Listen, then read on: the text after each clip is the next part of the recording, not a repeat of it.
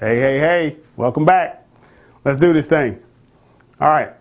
We want to talk about, I believe, something that, let's like this. All that I've shared with you is important, okay? And all of it comes together. It ties together in one way or another. They go hand in hand, from the product to the traffic to the conversions. They all go hand in hand. Now, I told you about follow-up in the last video. Now, what I want to share with you today is that the only way you're going to be able to follow up with them is that you have to be able to, first and foremost, capture their information when they come to your website. Because previously we were talking about sending them to your sales, because we were talking product, we're talking traffic, we're talking about conversions.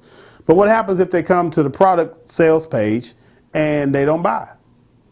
Well, how is it that you can follow up with them if they don't buy the first time?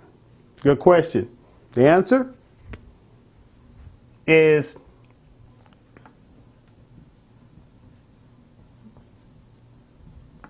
very, very simple in our online marketing space. It's a lead capture page. Some people call it a squeeze page, but basically it's designed to capture the person's contact information. And that contact information can be their name, it could be their email address, okay? Name or email address. But typically today, in today's market, most of the marketers I know online only look to contact the email, to collect the email address. And the simple reason for that is that the less information you ask for, the more opt-ins or conversions you're going to get. You can get an additional 10 to 15% conversions by just asking for email address. Because most of the time when it comes to follow-up, and let me tell you the reason why they ask for the name, because I can't assume that you know why they ask for the name. When you're using a lead capture page and you're going to collect the name and email address, it's going to go into a database. And the database is going to be, see if I can spell this right. The database is going to be funneled into what we call an autoresponder. It's a piece of software that any company online, GetResponse, Aweber, it's a lot of different autoresponder services out there that you can use. But the main one I use, I'm just saying what I use one called Aweber. And the autoresponder basically collects these names and email addresses. And what happens is, hence auto, a lot of this is done automatically once it's set up. Okay, so once it's set up, all you've got to do is collect the name and email address. It goes into the autoresponder, and the autoresponder sends out the letter, okay, or the email automatically. That you have a series. You could have maybe 1 to 7 or 8 letters or emails set up automatically. So when they hit your capture page, put in their name and email or just their email, what happens is day 1, you may have it set up to send out letter number 1, okay? Day 2, letter number 2. Day 3, letter number 3, so forth and so on, all going out automatically. Hence the follow-up. So within these letters, what's going on? You are sharing information with them that's going to assist them with their business. Get it? It's going to show them some tips and some tricks. It's going to show them, some strategies, some techniques and things of that nature that they can use in their business to accomplish what it is that they want to accomplish. In other words, what you're doing is, as you're following up with them, you're building that relationship. You're educating, you're teaching, you're training, you come across as an individual who's not trying to take, but you're an individual that's really giving.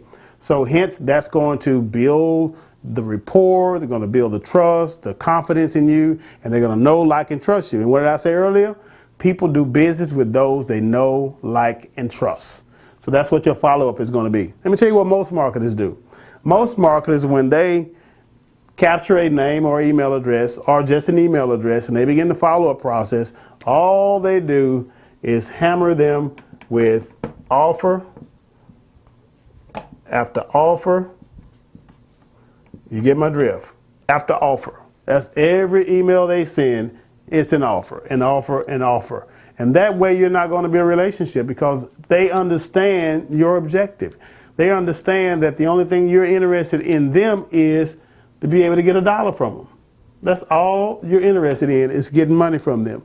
You're not bringing anything to assist them. You're not bringing anything to help them. Not bringing any kind of value to them. So why would they want to buy from you when all you're trying to do is get from them? Okay, so think about it. Think differently because most marketers do this.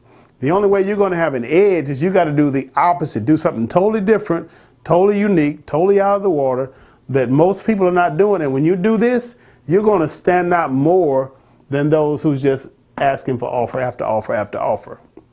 Right?